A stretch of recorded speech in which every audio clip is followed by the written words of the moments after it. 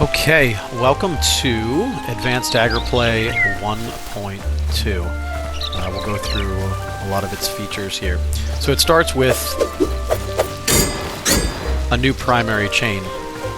There's a couple features to this. One, it starts off with a stab that has a unique feature that I'll talk about in a second. It also has a built-in dash backwards and lunge forward. There is iframes, a small amount of iframes on that dash backwards.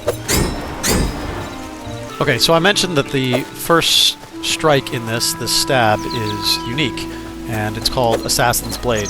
So normally, if you just hit with this, you'll do some damage. There's 5 on these crude daggers.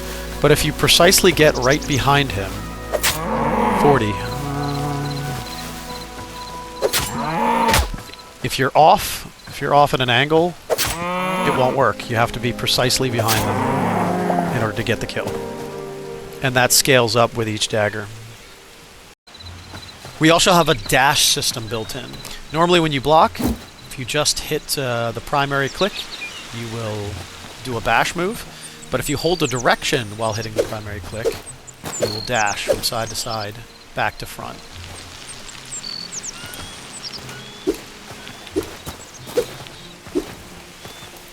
So you can use that to your advantage. Signature energy. Signature energy for each dagger set is set to 24. That means that when you pounce stab, you get about 25% full on your meter. Keep it going. In about 4 pounces, you'll completely fill your meter. Okay, signature moves. So we have a total of 5. Signature moves have a lot of unique aspects about them. The first one is your standard Razor Strike. However, now it applies bleed to it. So you can see each strike, there's 3 hits in Razor Strike, each one extends the bleed duration by 7 seconds. So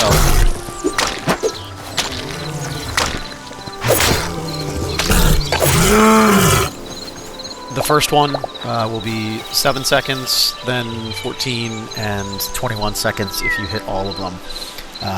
Bleed effects scale up with daggers. There's currently, I think, 3 or 4 different ones. These are copper daggers. They hit for about 2 bleed per second, again for 21 seconds if you get all of them together, and then that will scale up for Razor Strike. You'll also notice that I can perform Razor Strike. If you look at my meter down at the bottom, I can perform it with 75% energy, because different signature moves cost different amounts of energy. So Razor Strike costs 75% of your signature energy. Okay, the second signature move is called Viper's Recoil.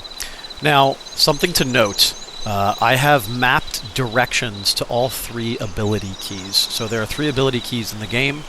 Your standard Q, ability 2 key, I think the default is E, and ability 3 key is the default of R. But I have mapped it so that it takes directional inputs, so technically you can map 9 different signature abilities to each, 1 for each direction, and then 1 for standing still neutral and not moving in any direction, not pressing any direction keys. So ability 2 is what we're going to be working on with this, and ability 2 is currently the only one that has the abilities mapped to directions. So the first one here is Viper's Recoil. This will trigger if you're holding forward or forward left or forward right while pressing the ability key. It is a double stab into a backflip that then goes into a kick, which launches the enemy forward. Just bears attention here. Get him out into the open. This one, by the way, costs 50% signature energy. Here we go. That is Viper's Recoil.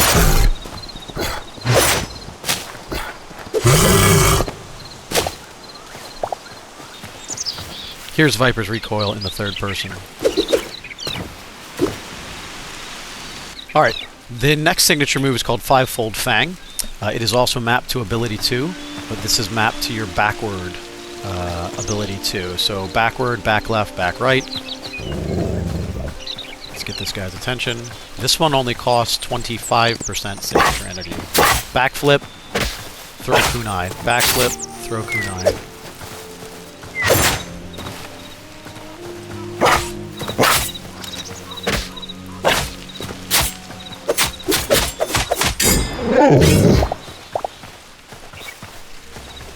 So a kind of escape move, kind of stuns the enemy a little bit, allows you to escape, and give you some ranged attack options.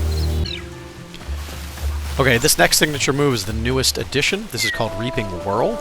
And the idea behind this is when you are surrounded, you're able to do a spinning kick, which knocks enemies back, and then in 360 degrees it throws out kunai.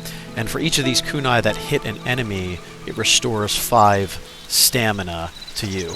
This one costs 50% signature energy, and it is activated by the neutral stance in ability 2. So if you're not pressing forward or backward, but you're neutral, or you hold left or hold right and then press ability 2, that's what will activate this. So I'll show you how this works. So here's this guy. Let's get rid of some energy. Alright, and here.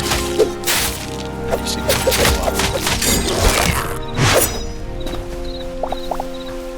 show you what that looks like in third person here.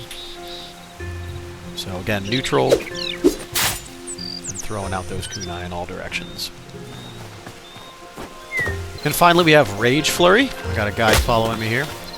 Rage Flurry gets an update. It is a series of stabs, a series of 8 stabs that then leaps you into the air for the final slam into the ground.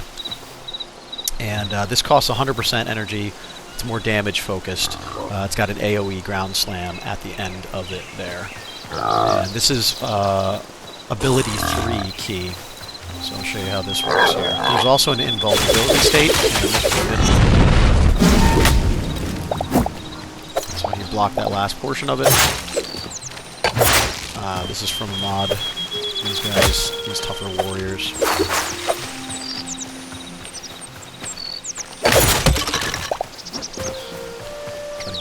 Up again this way. So I'll show you what that looks like in the third person here. And slam down.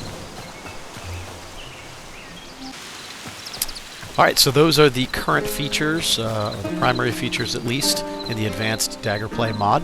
I hope you enjoy. I plan on continuing to work on it, get new moves. I want all of these movements, all of these different things that you're able to do to have some type of purpose to them. I'm not a fan of things that you just throw in cool moves for the sake of it, but I want to think about, hey, what would be functional? Why would I want to use this particular move in this particular situation? So hopefully more to come here, and thanks for checking it out.